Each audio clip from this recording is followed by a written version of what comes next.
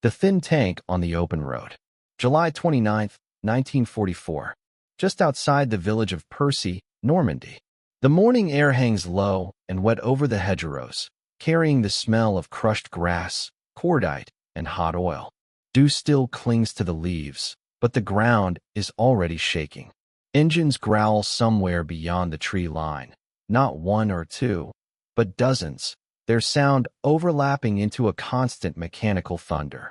A column of American tanks pushes forward along a narrow country road. They are M4 Shermans, thin-skinned by reputation, high silhouettes, flat armor plates that German gunners joke about back at their map tables. Against Panthers and Tigers, they are supposed to die fast. Inside the lead Sherman, the driver grips the controls with both hands, eyes fixed on the gap ahead. The tank lurches as it clears the hedgerow breach blasted open hours earlier by engineers and bulldozers. Dust fills the air. Leaves and branches scrape across the hull. The radio crackles with clipped voices. 3rd Armored Division. Spearhead. The tank commander rises halfway out of the turret, goggles fogged, helmet low. He scans left and right, not looking for German tanks yet. He is looking for roads, intersections, anything that leads forward. Speed is the order. Behind him, another Sherman clears the hedge, then another. Soon the road is full of them. Tanks, half-tracks, infantry riding on engine decks, boots dangling inches from spinning tracks. The column does not stop to dress its lines. It does not wait to see what might be hiding in the fields. It accelerates. Somewhere east, German tank crews are still refueling. In a stone farmhouse outside the village, a Panther crew eats cold bread and sausage, helmets off, boots unlaced. They have orders to move later in the morning. The American breakout has been reported, but no one believes the Shermans can move this fast. The roads are narrow. The terrain is broken. Panthers will catch them once the counterattack forms. That is the assumption. Back on the road, the Shermans surge ahead, engines pushed hard. The suspension rattles. The crews feel every dip and rise through the thin armor and steel seats. Sweat runs down backs and into eyes. No one complains. This is what they trained for. The radio lights up again. Contact reports. Infantry ahead encountered. German trucks abandoned on the roadside. A crossroads taken without resistance. The column does not slow. To the men inside the tanks, the war suddenly feels different than it did a week ago. The hedgerow fighting that turned every field into a death trap is fading behind them. This is movement. This is exploitation. This is the moment armored doctrine promised. A Sherman gunner taps the breech of his 75mm cannon out of habit. He knows the numbers. He has seen what a Panther round does when it hits first. But today, that is not the plan. Today, the plan is to arrive first. The lead tank crests a slight rise, and the village appears ahead. Stone houses clustered around a church spire. A narrow bridge crosses a shallow stream at the entrance. No smoke. No visible movement. The commander raises a fist. The tank slows just enough for infantry to slide off the back and spread out. Rifles come up. The Shermans angle their hulls to cover streets and windows. Nothing fires back. The village is taken in minutes. A few German soldiers emerge, hands raised, stunned more than afraid. They had been told American armor was still miles behind. They had heard the Panthers would stop them. Instead, the Shermans are already here. The radios light up again, this time with urgency. Reports from flanking units. More villages ahead. Roads still open. No organized armor response yet. The order is clear and simple. Keep going. As the column rolls out the far side of the village, dust trailing behind it, a German reconnaissance vehicle appears on a distant road. It stops. Its crew stares. Through binoculars, they count tanks. Too many. Moving too fast. They pull back to report. By the time the message reaches a Panther Battalion command post, the Shermans have already passed the next crossroads. German tank commanders curse and scramble. Engines are started. Crews run. Maps are spread out on hoods. Orders are shouted. The counterattack will form, but not here. Not now. The thin American tanks are already gone. The laughter about Shermans does not stop all at once. It fades, replaced by something else. Confusion. Then concern. Because for the first time, German crews are realizing something unsettling. The Shermans are not trying to fight them head-on. They are racing past them. Speed is a weapon. July 30th, 1944. The roads east of Percy are choked with dust and motion. The Shermans do not stop long enough for the engines to cool. Fuel trucks roll forward as soon as a village is cleared. Crews refuel under trees, hoses shaking, eyes scanning hedgerows. Ammunition crates are passed hand to hand. Track pins are checked by touch. Then the radios crackle again and the column moves. This is not an accident. It is doctrine applied with urgency. 3rd Armored Division commanders know exactly what the Shermans cannot do. They cannot trade shots with Panthers at long range. They cannot sit hull down and wait. They cannot afford to pause and let German armor gather itself. Every minute spent stopped is a minute for Tigers to arrive. So they do not stop. Instead, platoons split at intersections without ceremony. One tank peels left, another right, guided by a map smeared with grease pencil marks. Infantry follows on half-tracks, dismounting only long enough to secure bridges and road junctions. Artillery stays on the radio, firing ahead of the advance based on estimates rather than sight. It feels reckless. It is calculated. Inside one Sherman, the loader braces as the tank swerves around a burned-out truck. The smell of gasoline and charred rubber fills the air. The driver does not slow. He cannot. The commander is watching the clock in his head, not the horizon. Somewhere ahead, German armor is trying to form a line. That line must be reached before it exists. German reports begin to stack up at battalion headquarters. American tanks sighted at one crossroads, then another, then behind positions that were supposed to be safe until evening. Staff officers argue over which reports are accurate. They draw arrows on maps that no longer make sense. Panther crews move out in haste, engines roaring, turrets traversing as they advance. They expect to meet American tanks head-on, as they always have. Instead, they arrive at empty intersections, still warm tracks leading away in multiple directions. One Panther commander stops his tank and climbs out, binoculars raised. He sees smoke in the distance. A village burning. American infantry already moving through it. They are late. Back with the Shermans, the tempo increases. Bridges are crossed without waiting for engineers if they look intact. If a bridge is down, a ford is attempted. One tank sinks to its hull and is abandoned without ceremony. The rest drive on. Losses happen, but they are scattered and brief. A Sherman takes a hit from a concealed anti-tank gun at the edge of a field. The crew bails out. The following tank fires 2 quick rounds and keeps moving. There is no time to linger. The radio chatter grows constant. Short commands, grid references, urgent warnings. Every voice carries the same edge. Not fear, but momentum. By mid-afternoon, the 3rd Armored has advanced farther than German planners believed possible in 2 days. Maps are redrawn again. The Americans are no longer a spear. They are a flood, spilling through gaps faster than anyone can close them. In one town, a German Tiger finally arrives in time to fight. Its massive gun dominates the main street. It knocks out a Sherman with a single shot, the explosion lifting the turret ring. The Tiger crew feels a familiar surge of confidence. Then the street empties. The Shermans do not line up. They do not answer shot for shot. They scatter down side roads, around buildings, behind stone walls. Smoke shells burst. Infantry appears with bazookas. Artillery falls nearby, shaking the Tiger crew inside their steel shell. The Tiger backs out, reversing carefully, turret swinging. When it clears the town, the Americans are already gone.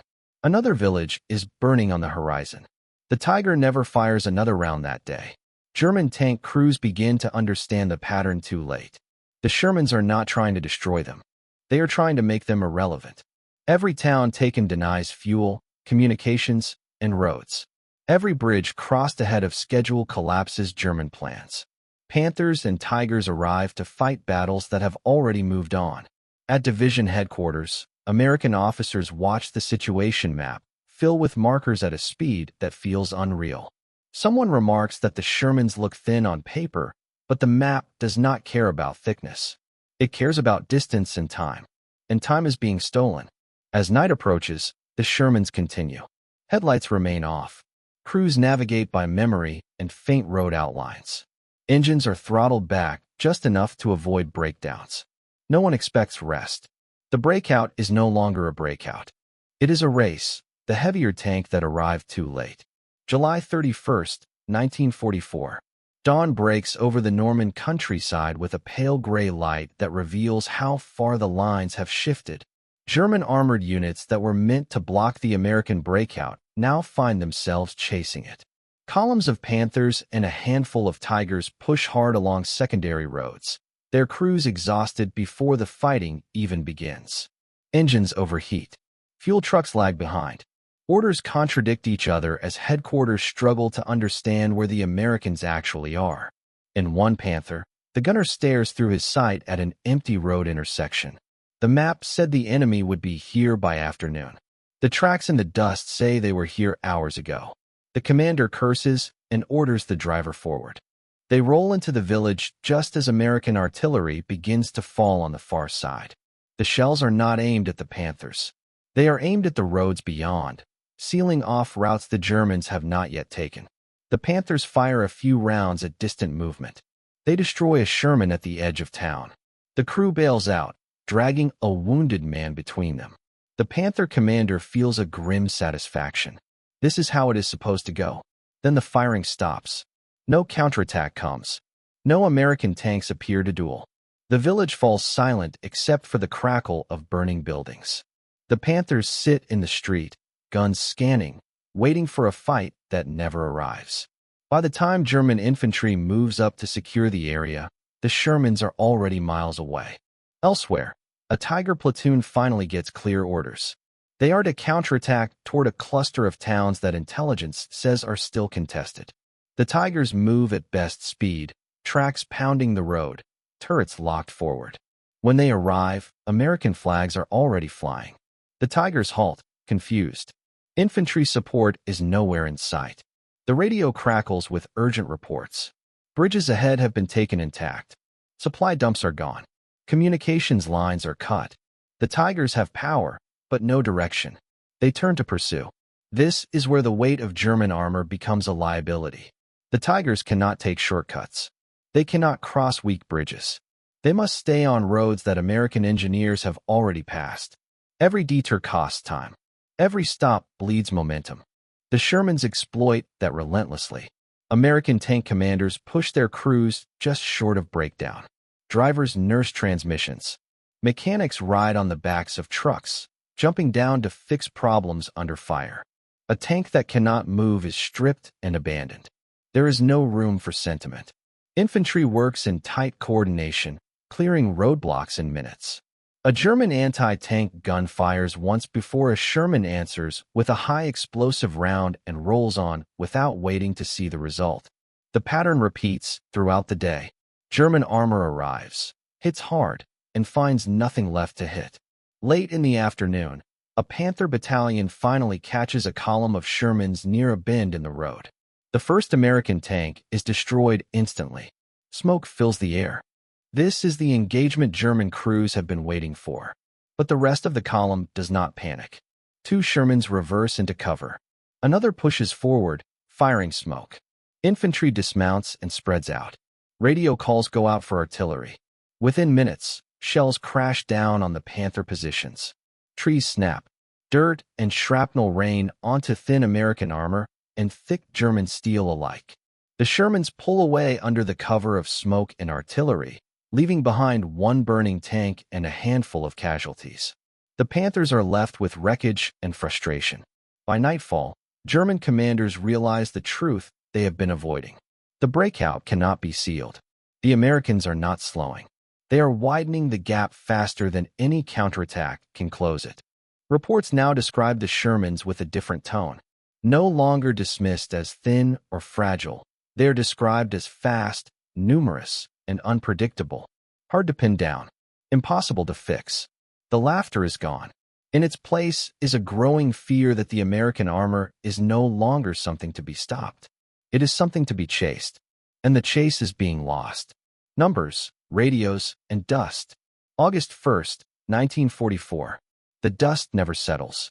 It hangs over the roads in thick brown clouds, marking every movement and hiding it at the same time. From the air, American fighter pilots can trace the armored advance by the haze alone. On the ground, it coats faces, gums up weapons, and turns sweat into mud. The Shermans keep moving anyway. What they lack in armor and firepower, they make up for in coordination.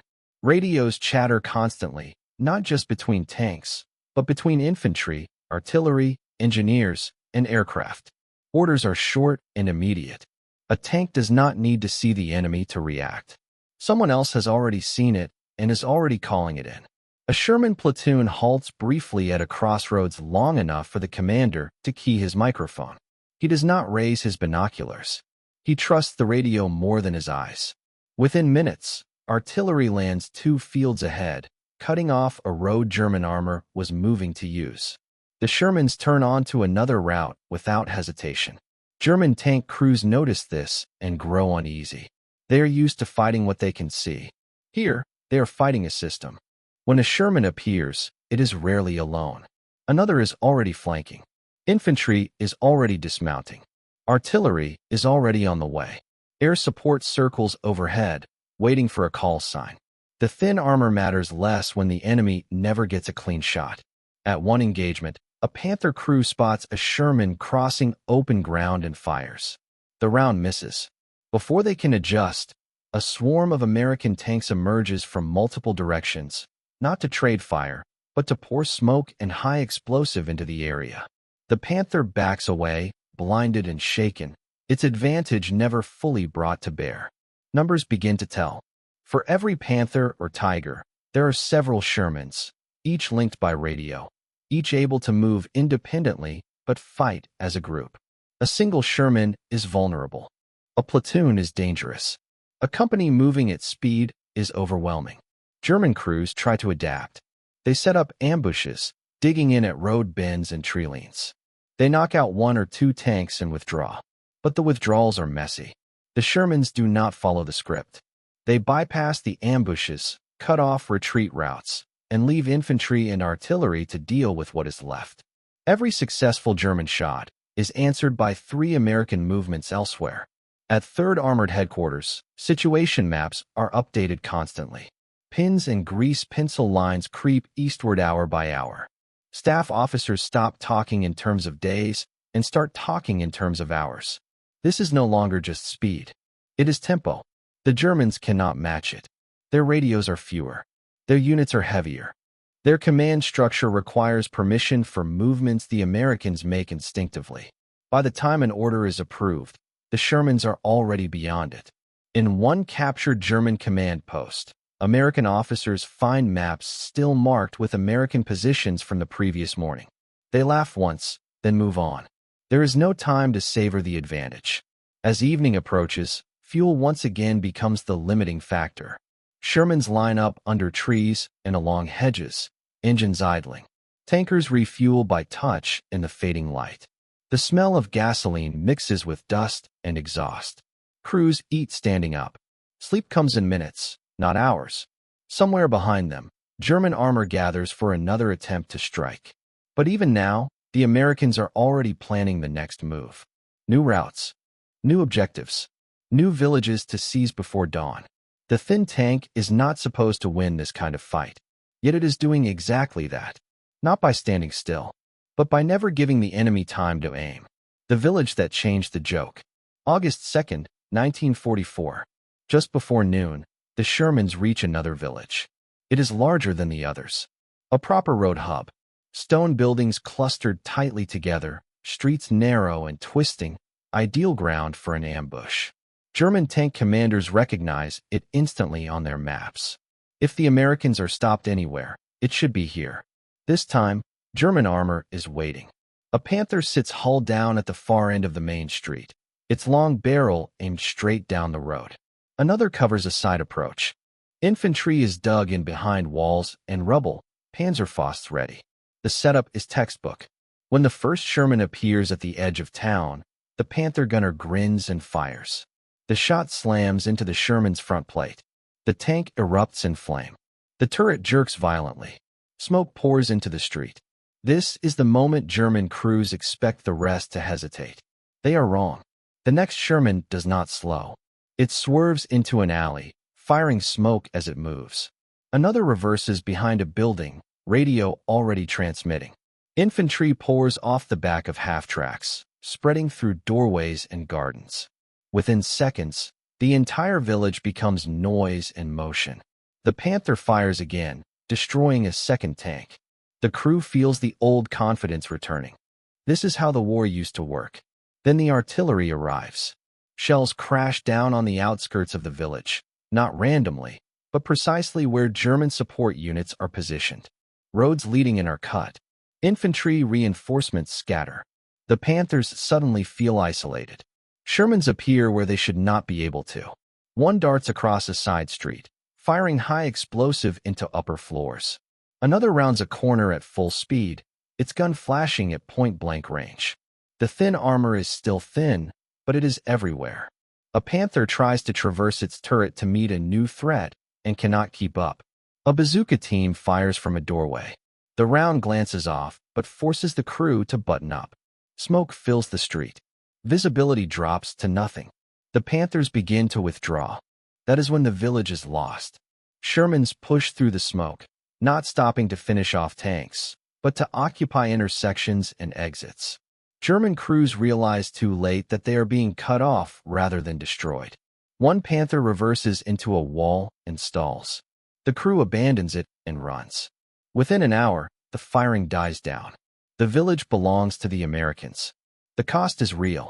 Burned Shermans still smoke in the streets. Medics work quickly, pulling wounded men into doorways. But the road network is intact. Bridges are secured. Radios crackle with new orders. Move on. German tank crews regroup a few kilometers away. They are shaken. The jokes about Shermans feel distant now. They replay the fight in their heads and struggle to explain it. Their tanks were heavier. Their guns were stronger. Their positions were good. And still, they arrived second. The realization settles in slowly and painfully. This war is no longer about who has the thickest armor. It is about who gets there first, who coordinates faster, and who keeps moving after taking losses. The Shermans do not win every fight. They win the race. As evening falls, the 3rd Armored Division continues east, leaving another set of wrecks behind. German commanders report the village lost and request permission to counterattack again. The reply comes back hours later. The Americans are already beyond it. First through the door. August 3rd, 1944. The breakout from Normandy has become irreversible. The map no longer shows a clean front line. It shows gaps. Long ones. Arrows stretch eastward, overlapping and bending as units push wherever the road allows. At the tip of several of those arrows sits the 3rd Armored Division. The Shermans are worn now. Paint is scraped away. Track blocks are cracked. Spare road wheels hang from hulls like scars. Crews look older than they did a week ago. Eyes are rimmed red. Hands shake when there is finally a moment to stop. They keep going. German armor still exists in strength, but it is reacting instead of shaping events. Panthers and Tigers arrive at towns to find Americans already unloading fuel. Command posts are overrun before orders can be given. Counterattacks are planned, approved, and launched against positions that no longer matter. The Shermans are not winning because they survive every fight. They are winning because they choose which fights matter. At another village, German infantry fires a few scattered shots and then breaks. They have heard the tanks coming for hours. Not the deep mechanical growl of heavy armor, but the constant overlapping noise of many engines, many radios, many units moving together. The Shermans enter at speed. Infantry clears houses. Engineers mark bridges. Within minutes, the column is rolling again. This pattern repeats across Normandy. Village after village falls not because German defenders are weak, but because they are late. Late to occupy. Late to reinforce. Late to understand where the Americans are actually headed. German tank crews stop laughing entirely. They speak instead about timing. About roads taken too soon. About Shermans appearing where they should not be possible. About fighting an enemy that refuses to stand still. After the war, many of them will say the same thing in interviews and reports. The Sherman was not the best tank in a duel, but the duel was no longer the point. For the men of the 3rd Armored Division, the lesson is simpler and harder earned. Speed saves lives. Coordination wins ground. Hesitation gets you surrounded. They learn to trust radios, to trust neighboring units they cannot see, and to accept that sometimes survival means driving past a threat instead of confronting it. By mid-August, the German defenses in France are collapsing. The road to Paris is open. The breakout that began in the hedgerows has turned into pursuit. The thin tank has done its job, not by proving it could outshoot Panthers or outlast Tigers, but by proving something more unsettling to its enemies. Armor thickness does not decide who controls the map. Movement does. The Shermans reached the villages first. They took the roads first. They forced heavier tanks to fight battles that were already lost. And by the time German crews understood that, the war in France had already slipped away from them, mile by mile, village by village, under a cloud of dust kicked up by tanks that were never supposed to get there so fast.